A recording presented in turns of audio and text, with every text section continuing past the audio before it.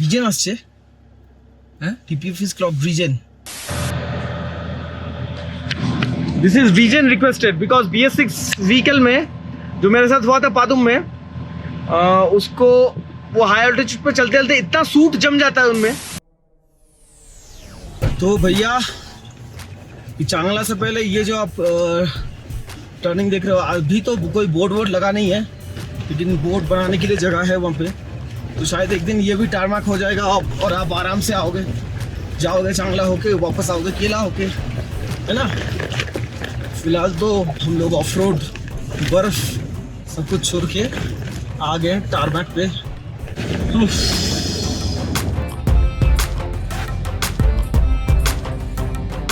चांगला जाते वक्त भी काफ़ी बर्फ पड़ा हुआ है, बिकॉज बर्फबारी हुआ है इसलिए। लेकिन डिफरेंस बिटवीन चांगला एंड केला इज दैट चांगला में इतना सारा ट्रैफिक जाता रहता है, बाइक गाड़ी वगैरह जाता रहता है, तो स्नो ऑन चांगला हैज मेल्टेड, वो रहता नहीं है।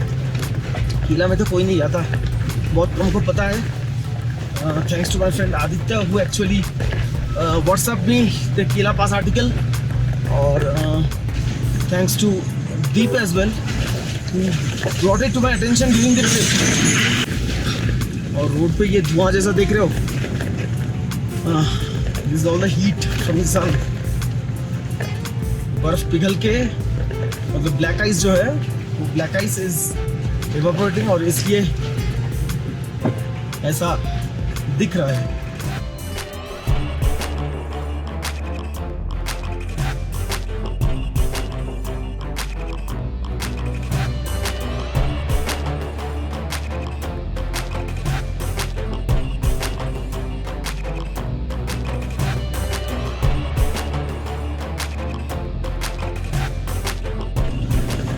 फाइनली पहुंच गए चांगला। चांगला दिखा रहे 16,750 फीट, ठीक है। तो मतलब वहाँ पे दिखा था 16,900 समथिंग, 17,000 फीट खारदुंगला। चांगला 250 फीट कम है खारदुंगला से। नंबर 1 चीज़ तो बात तो ये है। नंबर 2 बात ये है केला पास काफ़ी ऊपर है, मतलब उससे 1,000-1,500 फीट तक ऊपर है। तो चांगला में कुछ खाना पीना ज़रूरी है, बहुत भूख लगा है, फिर आगे चलेंगे। तो यही है वो चांगला कैफेटेरिया। लास्ट टाइम आए थे तो यहाँ पे एक किस्सा हुआ था, मेरे पुराने सब्सक्राइबर्स को याद रहेगा। मोटरसाइकिल यहाँ पे पार्क था, कोई लोकल टैक्सी वाला आके धक्का मार के गिरा दिया।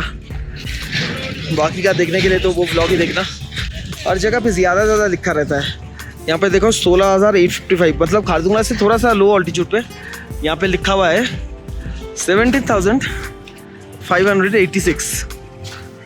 Anyways may be this is सितंबर इसीलिए, और उसके ऊपर कोविड सिनेरियोज, इसीलिए भीड़ इतना ज़्यादा नहीं है।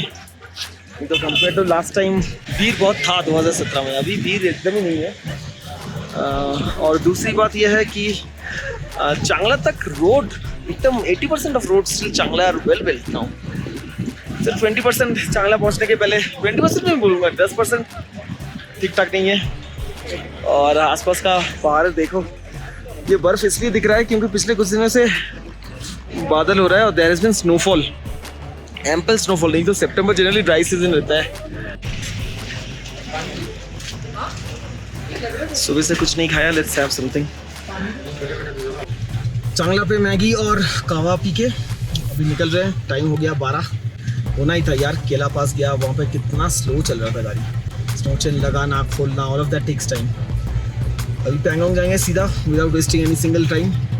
पैंगोंग से वापस जाएंगे, उम्मीद करते हैं 6 बजे से पहले ले पहुंच जाएंगे। ले पहुंच के TF भरा के हम लोग सीधा लामारू के लिए निकल जाएंगे, बस ऐसा है प्लान फिलहाल।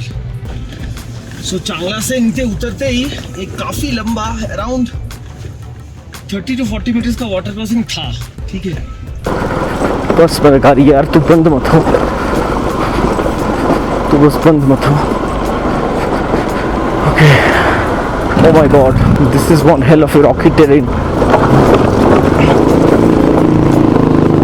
So, पता नहीं ये सामने जो ब्रिज देख रहे हो, that might be to avoid that water crossing, लेकिन यहाँ पे है ऑफ रोड, काफी सारा ऑफ रोड है। Oh, I'm going to make it.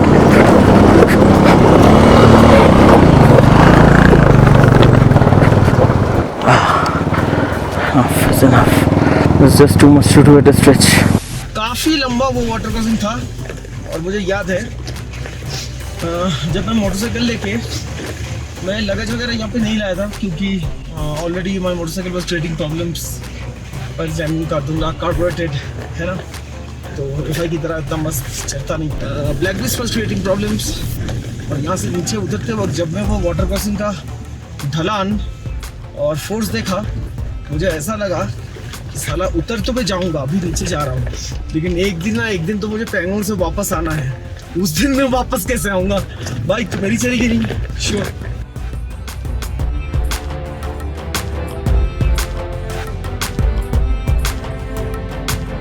सबसे मज़ेदार बात यह है कि बाजू में जो पानी चल रहा है वहाँ से आप आराम से बोतल भर के पानी पी सकते हो। And Himalayan marmots are pretty common in this region.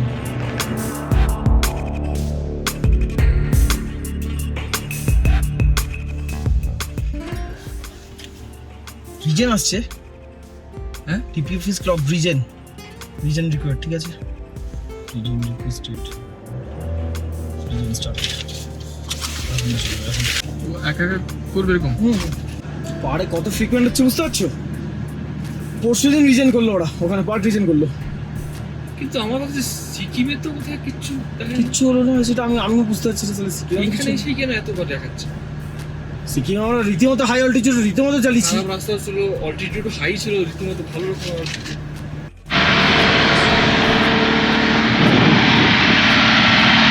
बोलो इंजन ऐसा आवाज क्यों कर रहा है? ऐसा आवाज तो नहीं करना चाहिए ना, बट देन ये ऐसा करेगा बिकॉज ये देखो, this is regen requested because BS6 vehicle में जो मेरे साथ हुआ था पादुम में, उसको वो हाई ऑल्टीट्यूड पे चलते चलते इतना सूट जम जाता है उनमें, there is no other option but to regen. तो इसीलिए कोई भी BS6 डीजल गाड़ी हो, महिंद्रा का रीजन ऑप्शन आता है। सो पार्क रीजनेशन परफॉर्म कर रहे हैं, क्योंकि मैं 60 km/h स्पीड पे 3 घंटा चला नहीं पाऊँगा यहाँ पे। ये पहाड़ी रोड है, यहाँ पे ऐसा करना नामुमकिन है। तो इसीलिए अभी रीजन हो रहा है, लेगा आधा घंटा टाइम। और रीजन करते टाइम पे AC फुल ब्लास्ट पे ऑन कर दो तो engine has to work more and the regen time decreases. वही हम लोग अभी कर रहे हैं। The DPF is gets choked for BS6 vehicles. तो यार पहाड़ों में BS6 व्हीकल्स ले जाके आधा घंटा टाइम हमेशा हाथ में रखो, पता नहीं कब आपको लग जाएगी।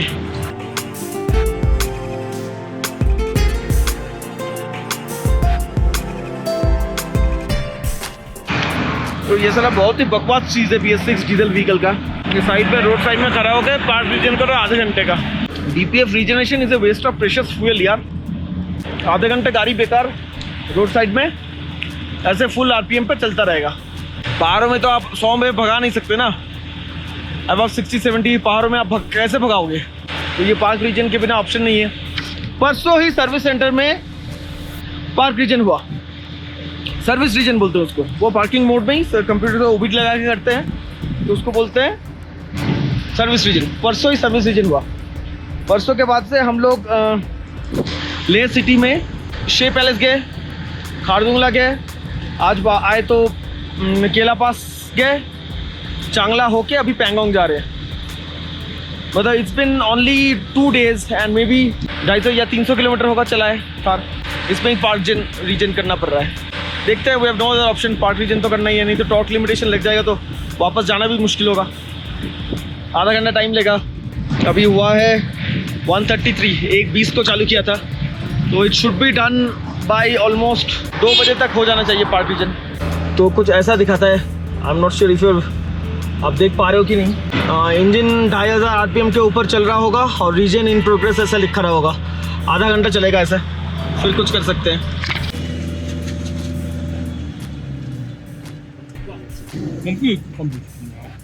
মাঝে মাঝে যখন 30 মিনিটের অপশন দেখায় কত টাইম ল্যাপস জমবে। বলো না বাড়া, ইয়ে হয়ে যাচ্ছে, ডিজেলও তো রাত পড়ছে, মানে গাড়ি দাঁড়িয়ে যদি RPM ভাগায়, এখন গাড়ি ডুবো যেন কিছু না থাকে সব।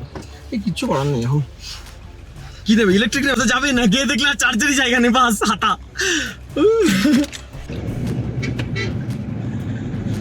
तो ये है दुर्बुक। यहाँ का से जो लेफ्ट वाली रोड है वो आगे हम शोक से आता है, और राइट वाली जो रोड है दैट गोज टू पैंगोंग। तो अगर हम लोग दिस के धुंधर वगैरह गए होते तो we would have taken the left वाली रोड, वहाँ से हम लोग आते और सीधा पैंगोंग के लिए ये वाला रोड पकड़ते।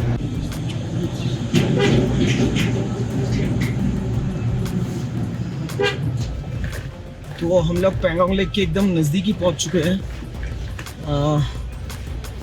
ऐसे कुछ पार्ट्स में नहीं याद है और बहुत जल्दी हम लोग को मिलने वाला है Pangong lake first view of Pangong lake.